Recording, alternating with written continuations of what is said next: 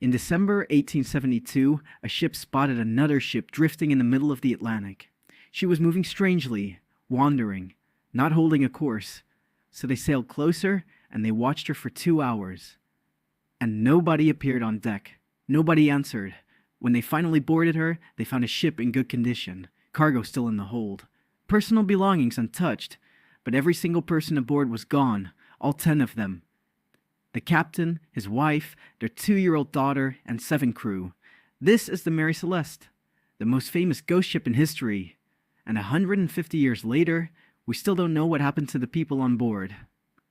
The Mary Celeste was a brigantine, a 2-masted cargo ship. Not glamorous, but solid and hard-working. In November 1872, she was loading cargo in New York Harbor, bound for Genoa in Italy. Her captain was a man named Benjamin Briggs, and this detail matters, so hold on to it. Briggs was not a reckless man. He was experienced, deeply religious, and known for being careful. He did not take stupid risks. He was so confident in this voyage that he brought his family with him, his wife Sarah and their 2-year-old daughter Sophia. A man who suspects trouble does not bring his toddler along. The cargo was 1,700 barrels of industrial alcohol, not the drinking kind, the kind used at factories. Remember those barrels. They are going to matter enormously later. On November 7th, the Mary Celeste sailed out of New York. 10 people aboard, a good ship, good weather ahead, and an ordinary crossing expected. Nearly a month later, on December 4th, another ship called the Dei Gratia was crossing the same stretch of ocean, roughly 600 miles from Portugal. Her captain spotted a vessel about 6 miles off, and something about her looked wrong immediately. Her sails were only partly set, some were missing entirely, and she was yawing, turning aimlessly, the way a ship moves when nobody is steering her. They watched her for 2 hours, no flag, no signal, no movement on deck. So they lowered a boat and rowed across. They climbed aboard, and they called out. Nothing answered them but the sound of the sea. The wheel was loose, nobody at the helm. The ship was completely, absolutely empty. Here's what makes this so strange. The Mary Celeste was not a wreck. She was in remarkably good shape. The cargo was still there. 1,700 barrels of alcohol, and almost all of them still sealed. There were 6 months of food aboard, plenty of fresh water. Nobody had starved. Nobody had run out of anything. The crew's personal belongings were untouched. Their clothes, their boots, their pipes, even valuables were still sitting there. Which rules out pirates, by the way. Pirates take things. That is the entire point of pirates. The captain's cabin still had his wife's sewing machine and their daughter's toys. A family had simply stopped existing in the middle of that ship. There was about 3.5 feet of water in the hold, which sounds alarming, but for a ship that size, it was not dangerous. She was still seaworthy. The pump still worked. But 2 things were missing. The ship's small boat, the yawl, was gone, and so was the sextant, the navigation instrument, which tells us something enormous. Those people did not vanish into thin air. They left on purpose. They got into that small boat and rowed away from a perfectly good ship. The logbook gave one more clue. The final entry was written on November 25th, 9 days before she was found, and that entry was completely ordinary. Position, weather, nothing alarming at all. The ship had sailed on alone for over a week, hundreds of miles, steering herself across the Atlantic with nobody aboard.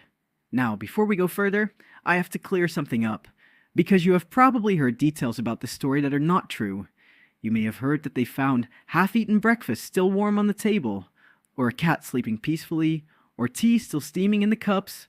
None of that is real. Not one bit of it. Those details come from a short story published in 1884 by a young writer named Arthur Conan Doyle. Yes, that Arthur Conan Doyle, the Sherlock Holmes one. He wrote a completely fictional version of the mystery, invented a bunch of spooky details, and people believed them. So the most famous facts about the world's most famous ghost ship were made up by the guy who invented Sherlock Holmes, which is honestly an incredible sentence to be able to say out loud.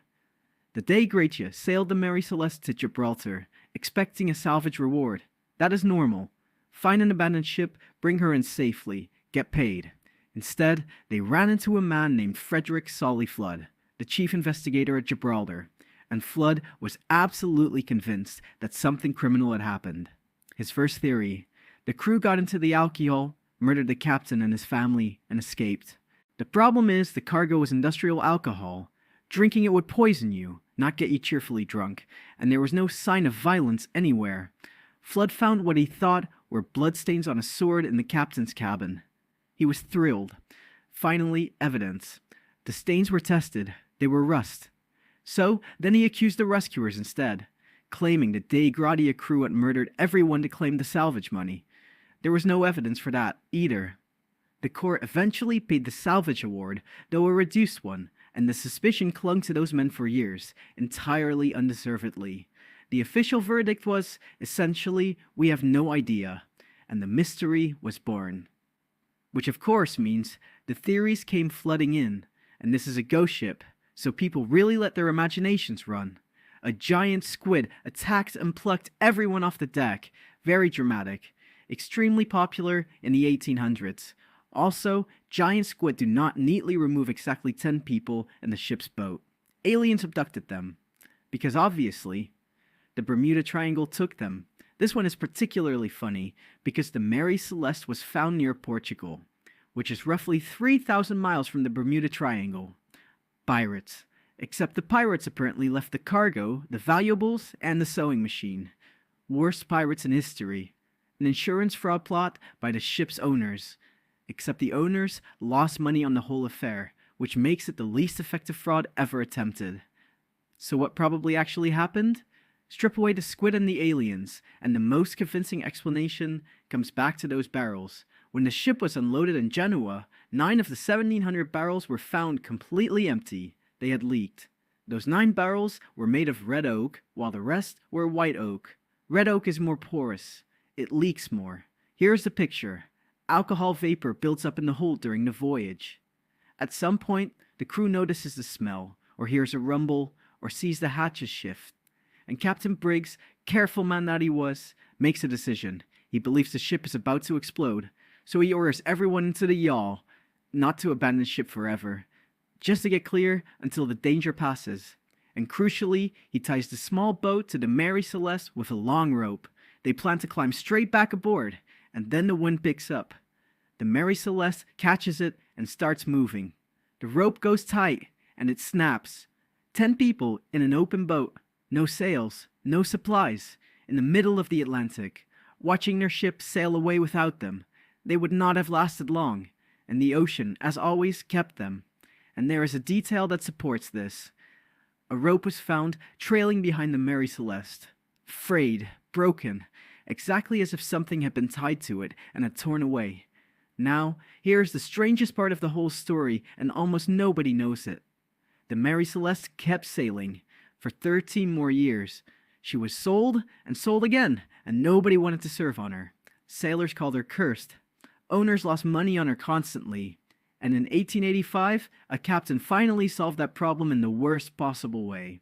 He deliberately sailed her onto a coral reef in Haiti and set her on fire. It was an insurance fraud. He had overinsured a cargo that was mostly worthless junk. He was caught, put on trial, and disgraced. So, the most famous ghost ship in the world did not vanish mysteriously into legend. She was murdered, on purpose, for money, by a man who thought nobody was watching, which is a very human ending for a very inhuman mystery. The truth is, we will never know for certain what happened on that ship in November 1872, but the likeliest answer is not a monster, or an alien, or a curse. It is a careful captain making a reasonable decision in a frightening moment. He was trying to protect his crew, and his wife, and his 2-year-old daughter, and he made the safest choice he could see. And it went wrong because of a rope. That is all. A rope and a gust of wind at exactly the wrong second. 10 people rowed away from a perfectly good ship, expecting to come back in an hour, and the ocean simply did not let them. The legend says the Mary Celeste is haunted, but the real story is sadder and far more human than that. It is just people trying to survive and losing by inches. If a good mystery is your thing, then you are absolutely in the right place. Next time, an entire colony of over 100 people disappears from an island. No bodies, no struggle, just one single word carved into a wooden post. Hit subscribe, and I will see you on the next one.